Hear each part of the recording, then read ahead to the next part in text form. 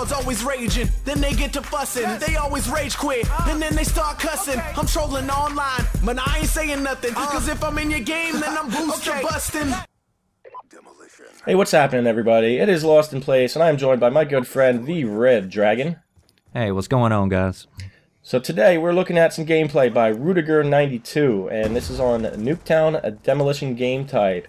And he's going to get off to a good start, but he is about to get his crap pushed in. Yeah, now, you were telling me before we got in here watching that this video that you were going to show me was about spawn trapping. So, for everybody who doesn't know, what is spawn trapping? Alright, well, spawn trapping is a tactic that's been around in Call of Duty for a while. It only became really known in the original Black Ops. It's basically where you have a team of 6 people, you learn the spawn points, and you trap the enemy in their spawn, and it works great in demolition. This is not illegal, not against the rules. It is a cheap-ass tactic, but it is not against any kind of rules. Yeah, I mean, I've seen that experienced in a lot of different games. So if your team sucks and you can't get out of the spawn, you know, then maybe you deserve to get spawned. So what's so bad about what these guys are going to be doing? Well, these 6 boosters, we're going to talk about what they're, and there are boosters. There is a difference between spawn trapping and spawn trap boosting. And spawn trapping, again, like you said, it is legitimate, and if you're good enough, you should be able to get out of it. But spawn trap boosting, imagine this Rudiger guy who just got raped, he's about to spawn, he's about to rage quit. And why is that, you ask? Well, we're about to find out. If you look at the scoreboard here, look at Rudiger and look at his teammates. Look at their KDs. Look what's going on there. Do you see that, Red? Rudiger just quit too. Yeah, it looks like the other team is full of people who are just dying. Right. So, you know, let's examine this a little more closely. We're hopping on board with who is this? This is Paralyze. Yeah, this is the Paralyze. I got to pause for a second here. Let's roll the footage up and see what he does. And he's dying. He's dying. And look at that. He's not moving. Just standing still. Not moving in the slightest. So the Paralyze 1 and his second controller. And then the other guy, WVRS, who we're looking at right now, he's also not even moving. So they've got 4 people on the team that do nothing but just spawn in.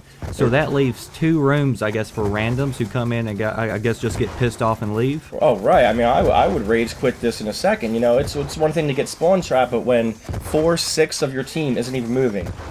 All right. So how these guys are doing that? Basically, we're going to look at the boosters now. You've got 6 boosters on the other team. They're playing in the party. So they're searching for Nuketown games, and once they get into a game that has no one in the other team, they invite their second accounts, the WVRS and the Paralyze, in there. And now, how do you know that this just isn't just one game maybe where a couple of guys just got in there and just started, you know, respawning? Is it more than just this one game? It is multiple games. If you look at the stats for these 2 dummy accounts, you'll see that they go 0-100 plus every single game, and they're playing against the same boosters. And we're looking at right now, this is Zevo. He's another random who just happened to join this game. He managed to get out of the spawn trap for a second, but right back in it. And again, this is not your typical everyday spawn trap because he has teammates that aren't helping him. That's making it impossible to get out. Look. So how do these guys keep from getting caught? Because I thought that I was reading where Black Ops 2 was getting so much stronger as far as being able to take out boosters and keep a really good eye on what's going on. How do these guys avoid the banhammer? Well, they are smart about it. These guys are not your everyday boosters. They have methods that make it very hard to detect them. What they're doing is, you know, obviously by getting games like this, they have very high scores per minute. But when they're done boosting, what they do is, and if you look at their game stats, you see they're doing this. They're going into free-for-alls. They enter the game for 15 seconds and quit out. So their score per minute drops, and their win-loss drops, and that lowers them on the leaderboards. It lowers their score per minute, so you can't find them on the leaderboards. So these guys are going through such great lengths in order to keep from getting caught. It's almost like a Lance Armstrong doping session or something. They are going through great lengths. I mean, like I said, all you have to do is look at their recent games.